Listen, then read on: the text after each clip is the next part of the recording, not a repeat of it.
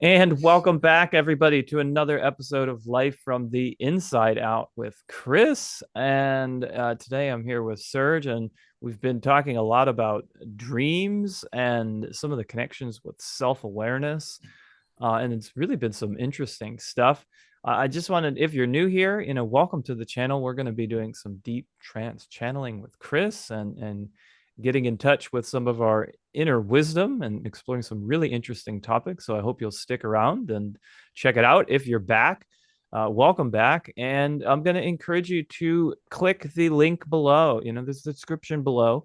And there's a link down there to the Channeling Kris website. And what you can do, you can click that and you're going to get notifications when we're putting up new videos and all kinds of stuff, even outside of YouTube, of what's going on. And sometimes we even have live YouTube sessions where you can come on here and be a part of an episode and ask your own questions too. So some really cool opportunities to get connected to the material. And either way, we're glad you're here, and I'm looking forward to another episode.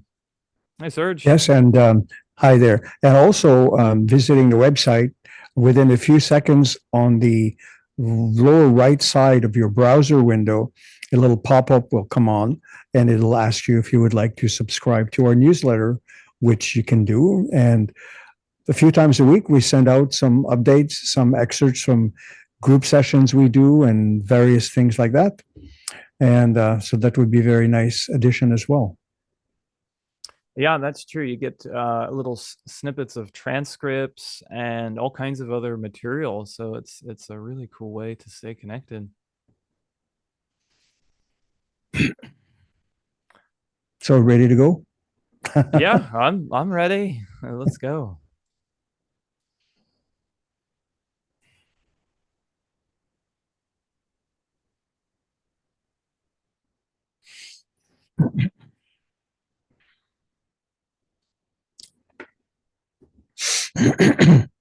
Now we trust that you are comfortable. Oh, yes, Kris, very comfortable. Indeed, and we thank you for your consideration, as well as the consideration of the viewers who are encouraging in sharing information.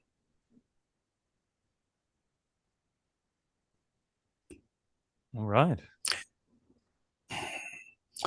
So these last few discussions have centered around exploration of dreams and dream time.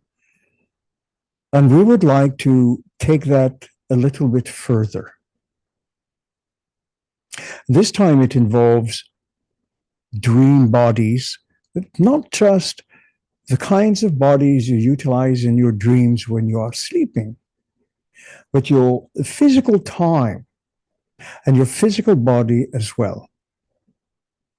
Now, you may think that there are two distinct experiences, two distinct and perhaps even incompatible states of being. You have your physical reality, which is often considered your rockbed reality, the standard. And then there is this other thing called your dreams, which for many people is sometimes considered the results of eating some bad cheese. But we would like to reconcile the idea that from the point of view of consciousness, from the point of view of the soul or the self, that which you are, your physical experience and physical body are actually extensions of your dream state, of dream time, and your various dream bodies, and not the other way around. It is often assumed that the various forms that you utilize in dream states are extensions of the physical form. The reality is quite the opposite. And we are not actually describing or even hinting that the body is a more gross and solid and therefore inferior form, but quite superior in its own way. It is equivalent to any of the other kinds of dream bodies and dream experiences that you have. It is just in a different context. And furthermore, we would like to express something quite interesting. It is something that Joseph has pondered for literally decades. So we thought perhaps this is a good time to share some of the answers to his inquiries about the physical body. Now, on the one hand, your sciences tell you that the body is the result of evolution.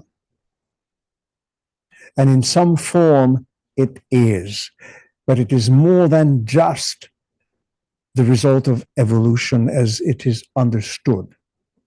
It is more than just an assembly of strands of DNA and proteins. It is more than just a few different kinds of electrical fields. It is very, very specifically designed by the self in conjunction with the kind of environment that the physical body and the individual soul will explore or journey through. It is designed specifically for this type of venture. So the soul has woven the physical form that you have now out of the material already available that it has also created. You call that physical reality, the atoms and molecules, and so on. And it is particularly designed to handle or deal with or navigate you through all of the various experiences available to the human condition.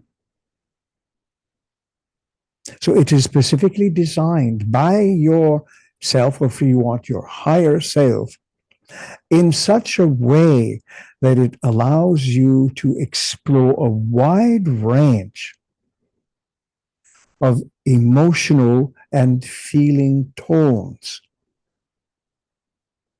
and for you to navigate those particular waters of the human experience.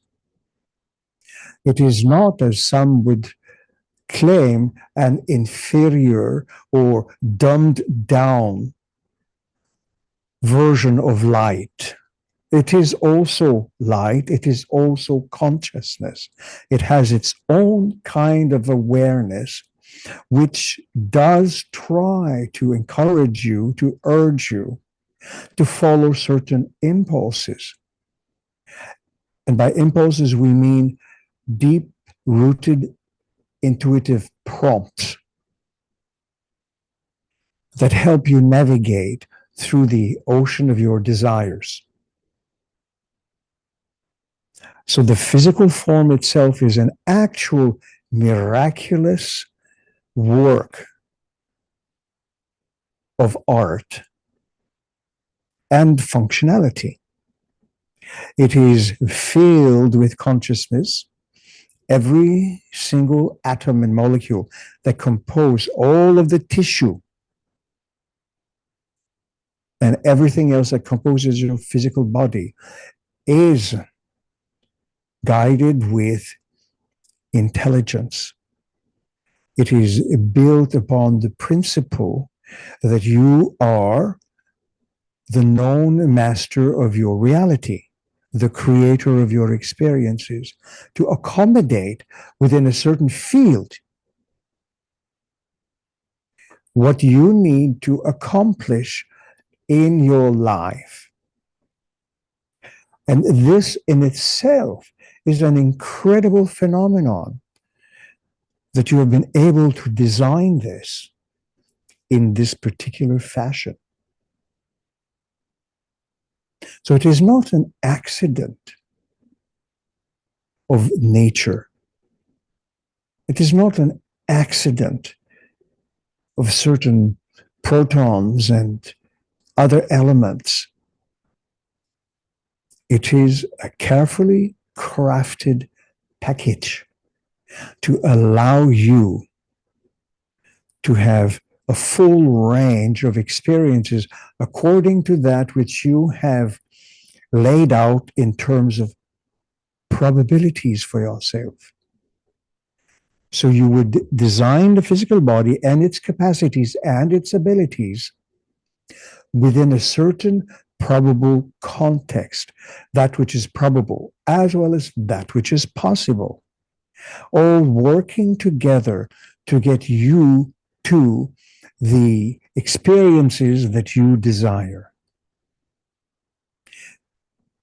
And because your human race all have similar bodies and you have a certain field or range of desires that you want to experiment with, but each body is geared to the individual soul who has created it, who has crafted it, just like the potter may mold and shape a lump of clay on his wheel and design the pot or the container in a particular way to hold flowers and water, to hold dry goods, or to hold this or that. So you have designed your body through the wonders of DNA in such a way that your own range of desires have the possibility for fulfillment. So it is a miraculous and incredibly clever, astoundingly well designed. So the physical body is expertly crafted based upon templates or blueprints that are inherent within the DNA that is available to your species and to every species on the planet, and even every species on your plane of existence, because you are not the only species and you are not the only kind of life form for now. This also applies to the different kinds of dream bodies that you utilize. Those particular dream bodies that you might experience in dream states, for instance, the dream body that you may notice you are hovering or floating slightly above the floor or the ground, the dream body that allows you to simply phase through walls or through floors and ceilings, or the dream body that allows you to float and even fly above rooftops, above treetops, into the clouds, or even those particular dream bodies you now refer to as your astral form, which allows you to travel the more etheric forms of experience, which, by the way, are still part of your field of dreams. These are just differently designed bodies you utilize as a consciousness, as the soul, to navigate other realms of experience. And you might not necessarily be aware of all those travels you undertake whilst your physical body is safely tucked into the bed and snoring away. And for instance, children, as they are very young and they grow their bodies, they also learn to manipulate their dream bodies and to grow those as well. They too have their realms of experience. It doesn't mean that just because they are very young, they have no basis for experience in those states, because they can tap into other lives. Some you may refer to as past lives, probable lives, and even future lives. They play with this particular range of experience because it allows them to make adjustments into the physical form that they are growing. Because then they can better gauge, as they grow older, they can better gauge the range of desires that they want available to themselves and what they want to create in their particular journey. So this is why, in a way, babies need such a tremendous amount of sleep, not just because they're growing their bodies, but because they are busy behind the scenes, weaving their potential and their love of life. Some of their future challenges may indeed be extremely challenging and difficult, but there is a certain awareness that the forms that they are creating have a certain capacity to handle those particular experiences. And this requires energy. Not that it is finite, because energy is energy, it is eternal, it is infinite. They learn, like the potter learns to mold his clay, they learn to mold and gauge, and perhaps utilizing the word, they create resistors that can better handle the capacity of energy that they need to handle and explore life according to their particular set of desires, what they want to create, and the beliefs that they want to cultivate that launch them onto their delightful journey, even though at times it could be arduous. Does that make sense to you? Yeah, I'm following you for sure. So you see, you're always busy, you're always active. The mental field of activity produces an enormous amount of electrical charges that is absorbed, and perhaps this is not the best word, but it is differentiated, it is channeled or funneled into very specific areas of the form, of the human form, as they grow older, so that they can literally venture forth, sail forth into the world of their own experiences. So it is not that you are all a done deal. You are doing your deal as you're growing. And this evolves as well into the different kinds of dream bodies that you will be utilizing. The ones that we describe are general dream bodies, and they allow a very unique and wide spectrum of experiences as well in that particular dream time experience. And those particular dream bodies are also filled with a particular kind of electrical charge that is used as a fuel, if you like, because you create your dream experiences as well. It is literally impossible to have experiences without the experiences themselves tied to your own particular notions. It is not that you're traveling in a separate world, not of your making. Everything is tied to your emotional and feeling tones. All of your experiences are the byproducts of your emotional and feeling tones. And that also requires quite an orchestration. It taps into deeper mechanisms of the human psyche, and therefore the human mind, to produce all of the props, all of the stage, and all of the elements necessary for the experiences you desire in your life. And this large amount of work is done primarily in the dream state, in dream time. And your physical form is also an extension as we suggested earlier on. It is an extension of a different capacity of dream time.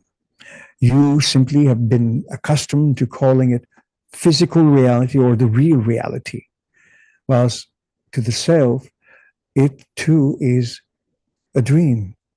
A dream is but a dream, regardless of the environment it exists in. Well, I'm certain Shakespeare would have had some wonderful quotes on that subject matter.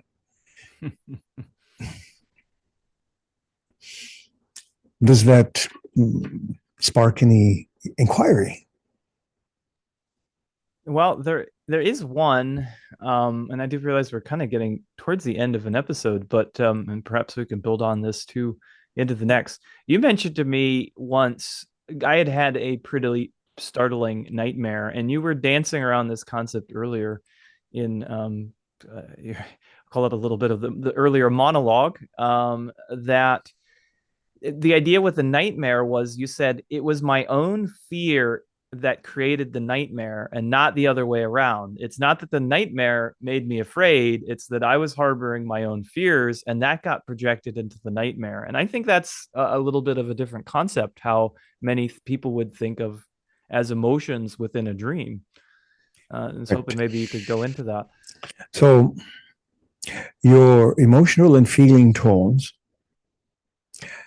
needed you to become consciously aware of the particular charge relating to the fearful incident. So you projected a drama on a particular stage in order to view it, understand it, begin to work with it, and literally let it go by utilizing your conscious mind. That's why you have a conscious mind. The conscious mind is not just meant to figure out how many bananas you will buy at the supermarket. The conscious mind is also literally at its best when it is trained to focus upon what it can do naturally, spontaneously, in this particular way. Utilizing it to understand how you shape your life with the conscious mind is paramount for the human experience. It is not just about understanding the material that you learn in school, but it is also about understanding the world that you project from your emotional and feeling tones, from your thoughts, your mental habits, your patterns, from all the inner energy. You call it your beliefs or your conclusions. This is all projected outwardly through your own energy field so that you can observe and come to observe then. Perhaps this particular situation is not to my advantage, so let me change it. This particular challenge, I have the means to transform it. I will utilize my own innate capacities in order to provide for myself a existence that is more consistent with my highest desires. And by that, we do not mean any form of spiritual or whatever desires. We mean that which gives you the best expression of life that you want for yourself. That is your dominant purpose with your conscious mind. That has to include your ego. It is there because you have created it, not to separate yourself from the universe, but to find a way to integrate the best parts of yourself in a manner that lets you shine, that lets you explore as much of your potential as possible. And you do that in this particular lifetime, but you also do it in multiple lifetimes because you always travel together. You are not alone. You have many other selves, and together you work on issues from different angles. Just like you have a house with perhaps 1, 2, 3 stories, and you have windows, north, south, east, west, and you can look out each window, and each window on each of the cardinal points gives you a different point of view, a different vantage point. So all of the different selves that you have and that you are give you different vantage points from which you can pull and tap innate wisdom by exploring the subject matter, by applying it and playing with the issue. You gain in awareness. Does that make sense to you? Yep, I think that's going to leave some. It's leaving myself, and I'd imagine some of our viewers a lot to ponder. Indeed, that is the purpose. Pondering is something that your species can do magnificently once you learn to apply it. Because as we suggested in other venues, it is not our words. It is not the words of Uncle Seth or any speaker, nor are the words that are printed in books, anywhere, sacred tomes, the words uttered by sages. It is not these things that have any kind of power. The only being that has power is you. And you give these words meaning by putting them into practice. Without putting the words, the teachings into practice, you have nothing. You have just words, sound bites.